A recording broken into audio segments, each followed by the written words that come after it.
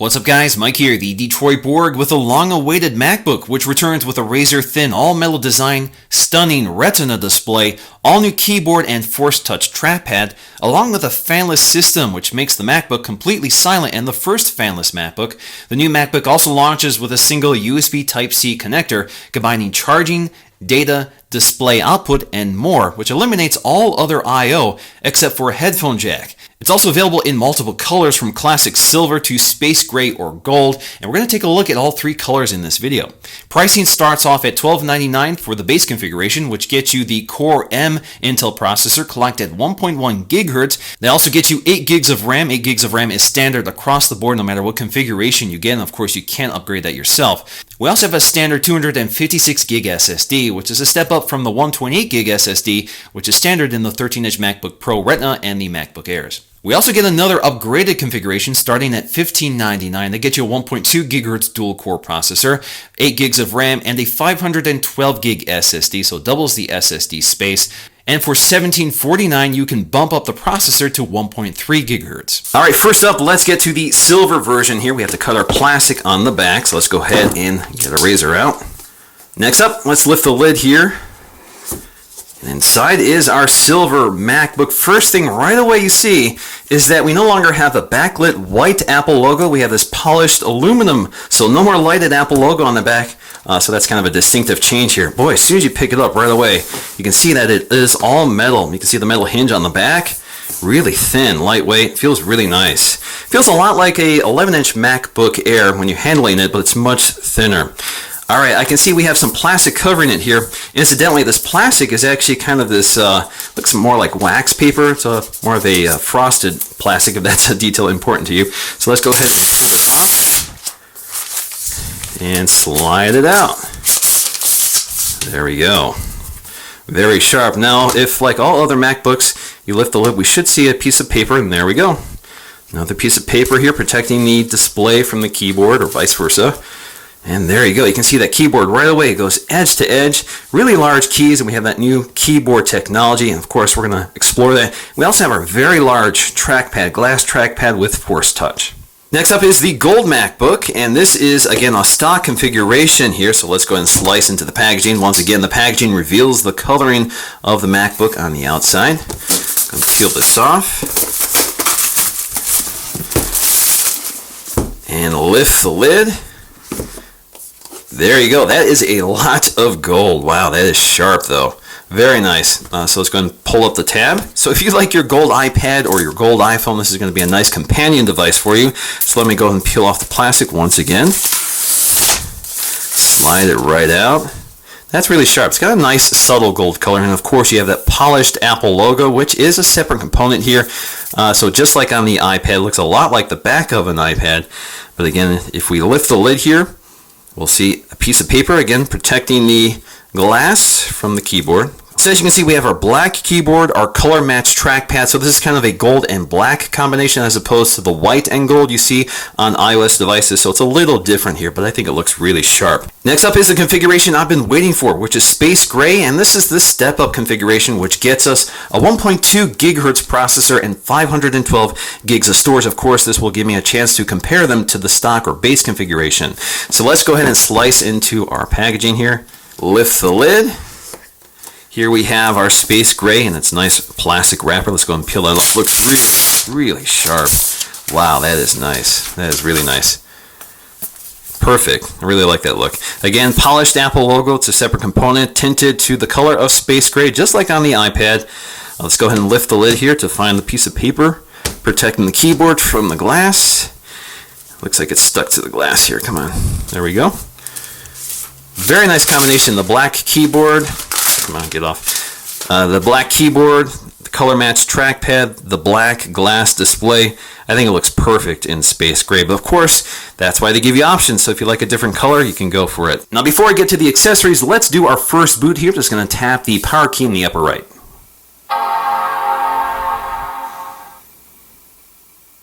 Next up are all the accessories, and they have also been completely redesigned, and they're unlike anything you've seen before on the MacBook. So we have our new USB-C cable here. This is USB-C to USB-C, so let's go ahead and pop this out. So again, a really long cable. I'm not sure how long this is. Let's go and stretch that out. But anyway, you can see two USB-C ports, one for connecting to the computer, the other for connecting to the power adapter, which you'll find under our literature packet. So, of course, designed by Apple in California. Let's go and pop this open. So inside we have our quick start guide, very small quick start guide. It shows you some OS X features, of course, all the ports, the front-facing camera and that sort of thing. We'll explore all that. We have our MacBook info, and then, of course, we have our Apple stickers. That's the one thing that hasn't really changed here. Okay, and here we have our new power adapter. So let's go and pull this out here. This is a 29-watt USB-C power adapter, so the cable is not permanently attached here. You can remove it. You can see that really tiny USB-C port on the back. Let's go ahead and connect that up. The great thing about USB-C, again, is that it is reversible, so you can plug it in either direction. Very nice. So, of course, we also have our folding prongs, and you can pop this off to swap out the plug. So if you are traveling and need to use a different plug, you can snap that on, or add an extension cable, which is not included on this MacBook. Now, taking a closer look at the design of the new MacBook, it's kind of a combination of a MacBook Air and a MacBook Pro with a Retina display.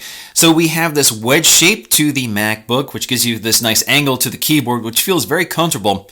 But we also have the finishing details of the MacBook Pro with this anti-glare edge-to-edge glass panel, which I think looks a lot better than the chunkier metal surround on the displays of the MacBook Air. Now, in terms of our display, this is 12 inches, 16 by 10 aspect ratio with a resolution of 2304 by 1440, good for 226 pixels per inch. So a nice high quality display, very similar to that on the 13-inch MacBook Pro with Retina display. Now, like the MacBook Pro with Retina display, we have good off-axis viewing angles, certainly much better than the MacBook Air. As you can see, there's a lot of distortion here when you change the angle of the display on the MacBook Air because that is not an IPS panel. We also have an anti-reflective coating, very much similar to the MacBook Pro display, so it's a bit better than that on the MacBook Air. Now, with a Retina display, just like the 13-inch MacBook Pro, we have 226 ppi, so everything looks really sharp and clear, especially compared to the MacBook Air. So if we look at the 11-inch MacBook Air, that has a pixel density of 135, and it becomes very noticeable right away, especially when you compare them side by side.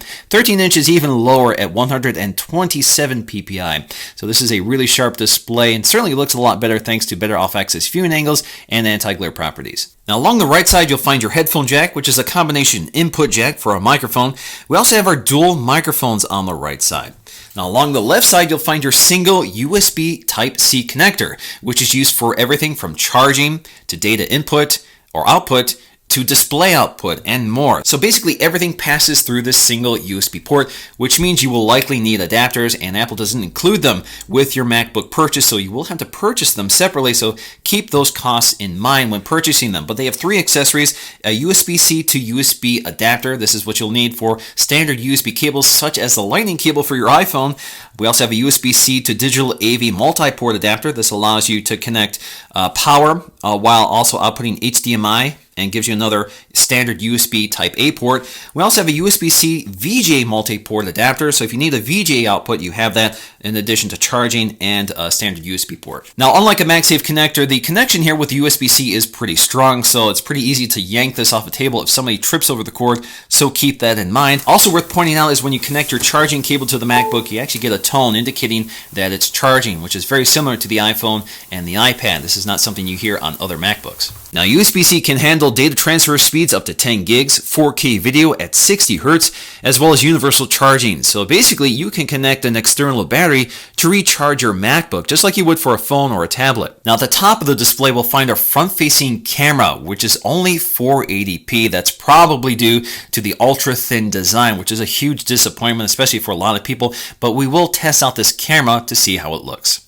We also have an LED indicator, which lets us know when the camera is active. We also have an ambient light sensor, which adapts the brightness of the keyboard and the display. We also have this all-new metal hinge, which is integrated into the top lid of the computer. So no plastic here because they've been able to integrate the antenna into the metal chassis, which was part of the reason they had a plastic hinge before. We also have no real ventilation hidden behind the hinge like you see with other MacBooks, so everything is basically sealed up here. Now on the front edge, just like every other MacBook, we have a little thumbnail port for lifting up the lid of the display, and the hinge is perfectly weighted so you can lift up the display without lifting up the very lightweight computer. So again, nice precise mechanism which feels really smooth. Now on the bottom, just like other MacBooks, we have a single panel held on with pentalobular screws. This is not meant to be removed by the user. Of course, nothing is upgradable in this computer. Basically everything is soldered or glued to the computer. Now take a look at our keyboard and trackpad. This is where a lot of innovation and changes have happened in order to enable this ultra-thin design.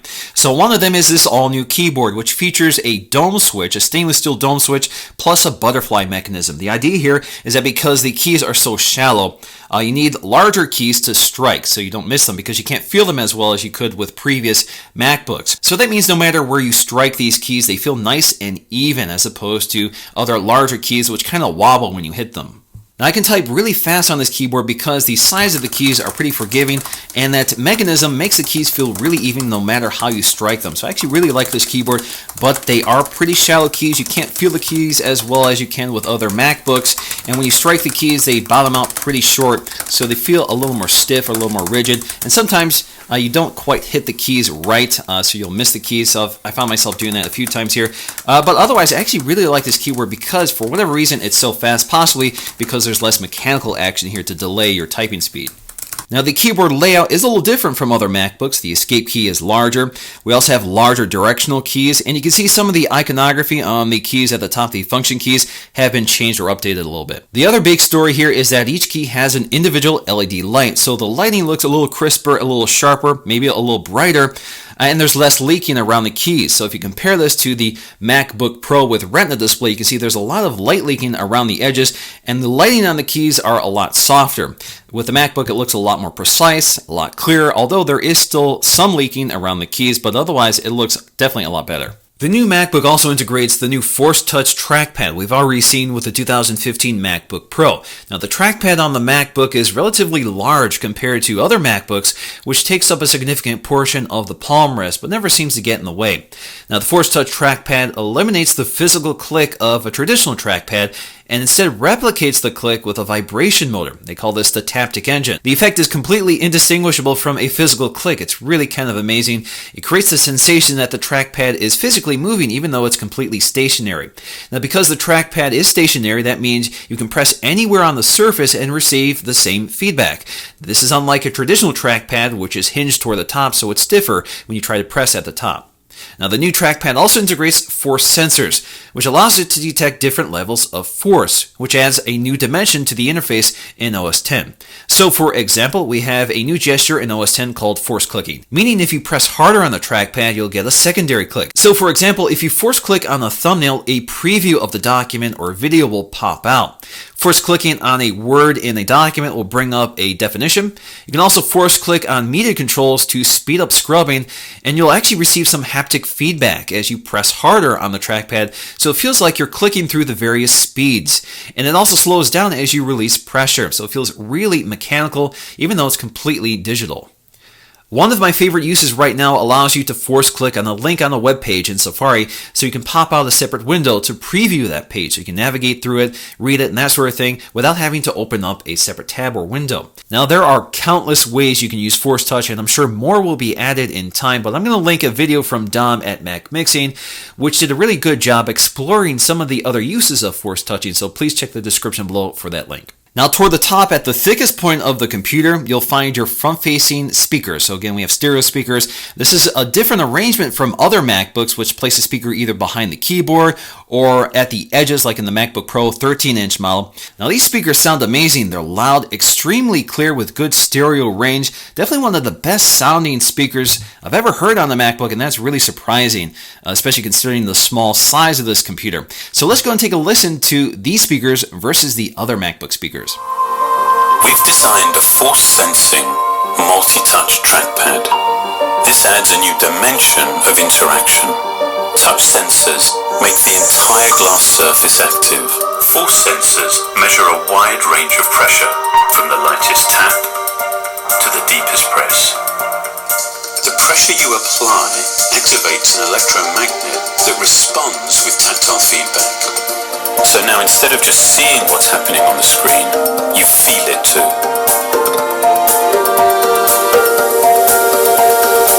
Now to my ears, the MacBook sounds a lot clearer, a lot louder because the speakers are facing directly toward the user. So you hear every single detail in your audio. Now if you compare that to the others, they're more muffled sounding, although the bass sounds a little deeper. But generally speaking, I definitely prefer the speakers on the new MacBook. So what does a 480p camera look like? Well, that's what I'm recording with right now. Now, if you have plenty of light like I have right now, I have two light boxes shining on me right now, so really good frame rate, pretty good detail, and pretty good exposure. The only problem I've run into is if you're using this camera in low light conditions, it does a pretty poor job sort of compensating for that, and it gets really grainy, and it also reduces frame rate. But otherwise, it's actually not as bad as I was expecting. But of course, you're going to have to tell me what you think. So what I'm going to do next is go to a FaceTime HD camera on the MacBook Pro 13-inch to see how that looks. So this is the FaceTime HD camera on the 13-inch MacBook Pro. So obviously much better results here, but generally speaking, the exposure and color are about the same. You just get a lot more resolution and detail.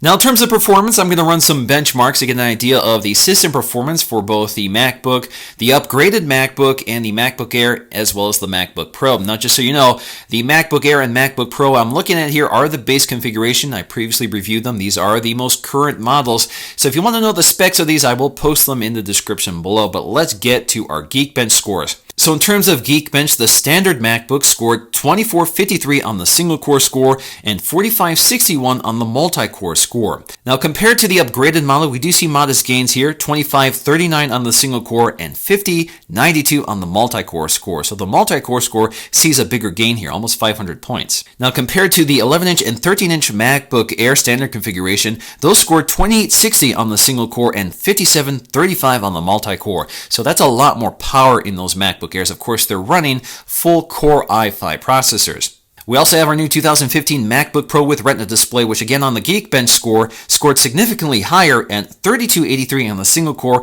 and almost 7000 on the multi-core score. So keep in mind, the MacBook Pro is priced like the MacBook, so that's a lot of performance for the same $1299. Now in terms of graphics performance, remember both computers have the same integrated Intel HD Graphics 5300 GPU, so no matter what configuration MacBook you get the same GPU. So in this case, the Cinebench scores reveal about the same performance, 19 frames per second, about 19 frames per second for both configurations, and a little north of 200 on the CPU score, so 208 on the upgraded model and 201 on the base configuration, so very minor differences here. Now both MacBook Airs see 25 frames per second and 250 on the CPU score, so pretty significant gain over the MacBook, and the 13-inch MacBook Pro increases that score even further with a 6100 GPU, so that gets us a 26.84 frames per second result and a 282 score on the CPU test. Now in terms of our disk speeds, both MacBooks perform almost the same, although the read speed seems to be higher on the larger 512 gig SSD. So the write speed is at about 460 megs per second, while the read speed on the standard MacBook is around 780 versus 850 on the upgraded model. Now the read and write speed of the 11-inch MacBook Air is about the same as the MacBook, but the 13-inch MacBook Air has a faster SSD, so that one sees a write speed of 650 and a read speed of 1400, which almost doubles the performance of the standard MacBook. Now the MacBook Pro sees about the same read and write speed of the 13-inch MacBook Air, but if you get the larger 256 or 512 gig SSD, you will see faster speeds. Now I'm actually really impressed by the performance of this processor, especially when it consumes such little power, runs about 5 watts, is completely fanless. Now I know a lot of people are concerned about overheating with this MacBook because the design is completely fanless. Now I was able to do some stress testing here, so I did some 4K exporting through Final Cut Pro, and I was able to heat up the back of the computer to about 112 degrees at maximum. So that's not too bad.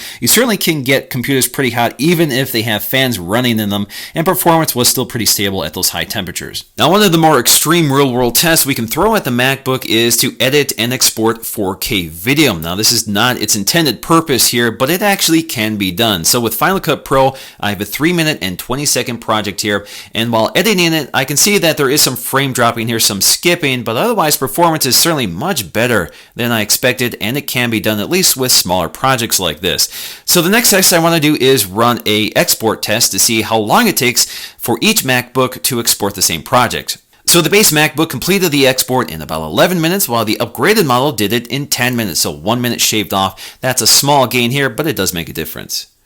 Now compare this to the MacBook Pro 13-inch. The same project exports in about 8 minutes. So not a significant gain here considering just how much more processing power the MacBook Pro has. Now the standard MacBook can play back the 4K video just fine. Of course, it's scaled to the resolution of the display, but otherwise playback is excellent. In terms of dimensions, the MacBook is by far Apple's smallest, lightest, and thinnest MacBook on the market today, even besting the MacBook Airs by a significant margin. In fact, the MacBook is only 2.03 pounds. That's almost a pound lighter than the 11.6-inch MacBook Air, which has a smaller display. Now, compared to the 11-inch MacBook Air, you can see just how much thinner the new MacBook is. So the MacBook Air is at about 0.68 inches versus 0.52 inches at its maximum thickness for the MacBook. In terms of width, the 11-inch MacBook Air is 11.8 inches, while the MacBook is only 11.04 inches. Now, in terms of depth, the 11-inch MacBook Air does have an edge over the MacBook at 7.56 inches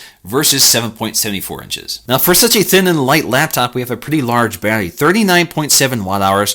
That's bigger than the 38 watt-hour battery in the 11-inch MacBook Air, certainly smaller than the 54 watt-hour or the 74.9 watt-hour battery in the 13-inch MacBook Pro. In terms of performance, that means about 9 hours on the MacBook, which is the same as the 11-inch MacBook Air.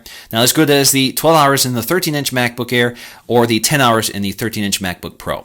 So in conclusion, the MacBook is a stunning piece of design and technology. They've basically redesigned everything and made some major innovations. But ultimately, the MacBook is kind of hard to intellectually justify. This is really an emotional purchase because at $1299, you can get the excellent 13-inch MacBook Pro with Retina display, which gives you better battery life, gives you a Retina display, a lot more performance, and a lot more I/O, including an SD card slot, Thunderbolt 2 ports, and more. But the MacBook is undeniably attractive with a beautiful design. It's available in multiple colors, and it's a very capable computer. So for day-to-day operation, this is an excellent computer. It's great for web browsing, for posting to social media, looking at photographs, and even some light video editing. It's certainly not a computer you want to purchase for gaming, but ultimately I think this computer is a lot more capable than people think based on the specs alone, but it certainly isn't going to meet the needs of everybody, so this remains a tough decision to make. Now in the end, I think this is the perfect MacBook for me. It's the perfect size, a great display, a great keyboard and trackpad. It's nice, thin, lightweight, and easy to carry around and handle in your lap. And that's generally what I use it for. I use it for responding to email, writing documents, browsing the web, watching video, stuff like that. If I want to do any heavy-duty production or use any heavy-duty apps like Final Cut Pro or a photo editor, I'll do that on my main machine. And that's where I think it becomes a difficult decision. If this is your main machine, I would probably steer you toward the 13-inch MacBook Pro with Retina. But if this is a secondary ultra-portable, I think this is a great computer for just about everybody. So that's going to do for me in this video. Hope you guys enjoyed it. Thanks for watching, and I'll see you again in the next one.